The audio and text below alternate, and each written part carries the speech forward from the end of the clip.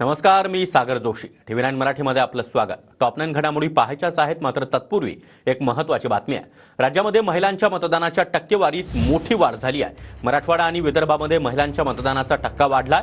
लाडकी बहीण योजनेमुळे महिलांच्या मतदानाच्या टक्केवारीत वाढ झाली आहे का, असा सवाल त्यामुळे विचारला जातोय. महिलांच्या वाढलेल्या मतांचा फायदा नेमका कुणाला होणार? महायुतीला होणार की महाविकास आघाडीला होणार? हे 23 तारखेलाच स्पष्ट होणार आहे.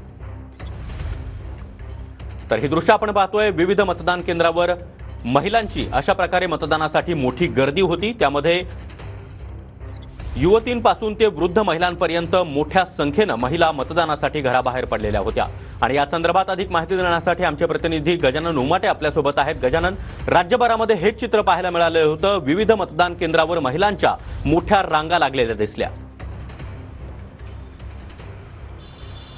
नक्कीच लोकसभेशी जर आपण तुलना केली लोकसभा निवडणुकीशी, तर विधानसभा निवडणुकीमध्ये ग्रामीण भाग असो, शहरी असो, निमशहरी असो, महिलांनी उत्साहाने मतदान केलं. आणि जवळपास जे वाढलेला टक्का आहे, तर विदर्भाचं उदाहरण घ्यायचं झालं तर 58 ते 60% सरासरी मतदान विदर्भातल्या 62 ही विधानसभा मतदारसंघामध्ये झालं. इतरही ठिकाणी मतदानाचा टक्का जो आहे, मुंबई शहर सोडलं तर चांगला आहे. अशी हे जे आहे, शक्यता आहे की ज्या लाडकी बहीण आहे किंवा ज्या महिलांच्या विविध योजना आहे त्याला प्रतिसाद देत महिलांचं मतदान वाढलं. आणि भाजपच्या वरिष्ठ नेत्यांना जी अपेक्षा आहे की जो महिलांच्या मतदानाचा वाढलेला टक्का आहे, त्यात लाडक्या बहिणींचं प्रमाण जे आहे ते मोठ्या प्रमाणात आहे. आणि त्यामुळेच जे एक्झिट पोलमध्ये आकडे आत्ता दाखवले जात आहेत त्यापेक्षाही जास्त, म्हणजे किमान 100+ जागा मिळेल भाजपला स्वबळावर, अशी आशा जी आहे ती व्यक्त केली जात आहे. त्याचं एकमेव कारण आहे महिलांचा टक्का. आपण जर लोकसभेची तुलना केली तर नागपुरात लोकसभेत 54% वगैरे काहीतरी मतदान झालं.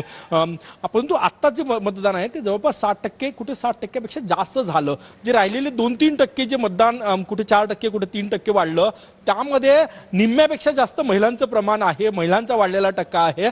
आणि ते महायुतीच्या बाजूने जाईल अशी शक्यता जी आहे ती वर्तवली जाते. त्यामुळे भाजपचे सगळे वरिष्ठ नेते जे आहे ते अत्यंत कॉन्फिडंट आहे, आत्मविश्वास आहे त्यांना की महायुतीचं सरकार परत येत आहे, सत्ता स्थापन करत आहे. त्याचं एकमेव कारण म्हणजे लाडक्या बहिणींचं, महिलांचं वाढलेलं मतदान, महिलांच्या मतांचा वाढलेला टक्का. आणि एका मतदारसंघामध्ये 60 हजार लाडक्या बहिणींचं संख्या होती, त्यातलं 10,000ही मतदान महायुतीच्या बाजूनं आलं असेल तर त्याचा फायदा महायुतीला होईल अशी चर्चा जी आहे ते महायुतीच्या वरिष्ठ नेत्यांमध्ये आहे. त्यामुळे एक्झिट पोलचे जे आकडे येत आहेत त्या अपेक्षेपेक्षा जास्त जागा भाजपला, महायुतीला मिळतील. म्हणजे महायुतीला 167 पेक्षा जास्त जागा मिळतील असं भाजपचे वरिष्ठ नेते खासगी सांगतायत. त्यामुळे त्याचं प्रमाण जे आहे, वाढलेला मतांचा टक्का, त्याचं हे यश आहे. लाडक्या बहिणींचं यश आहे, जे योजना ग्रामीण भागात दिल्या त्याचं यश आहे. गजानन, त्यामुळे महिलांचं हे प्रमाण नेमकं कुणासाठी फायदेशीर हे पाहणं महत्वाचं आहे. तुम्ही आपल्यासोबत राहाच.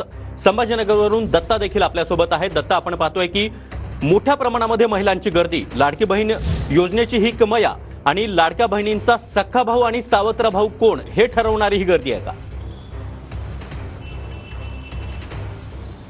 नक्कीच लाडक्या बहिणींनी आपला भाऊ निवडण्यासाठी काल दिवसभरात मतदानासाठी वेगवेगळ्या मतदान केंद्रावरती प्रचंड गर्दी केल्याचं पाहायला मिळालं.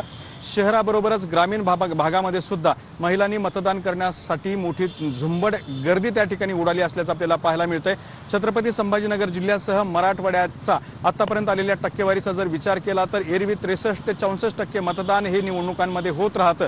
मात्र यावेळेला तब्बल 69% मतदान झालेलं आहे. त्यामुळे वरचं जे 4-5% मतदान वाढलेलं आहे ते मतदान महिलांचंच आहे का, असा सुद्धा एक प्रश्न सध्या समोर येतो आहे. आणि हे जर वाढलेलं मतदान महिलांचं असेल तर हे मतदान महायुतीच्या पारड्यामध्ये पडलेलं आहे का, या संदर्भातली सध्या सुद्धा चर्चा सुरू झालेली आहे. त्यामुळे या सगळ्या महिलांनी महायुतीच्या किंवा आपल्या लाडक्या भावांवरती भरभरून प्रेम केल्याचं सुद्धा सध्या बोललं जात आहे.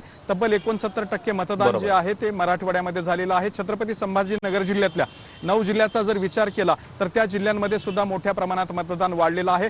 3% 5% ही मतदानांची वाढ झालेली आहे. त्यामुळे हे सगळं मतदान लाडक्या बहिणीचं असल्यामुळे याचा फायदा महायुतीला होईल का, अशी सध्या चर्चा सुरू आहे. नक्कीच दत्ता आणि गजानन, तुम्ही दिलेल्या या सविस्तर माहितीसाठी धन्यवाद.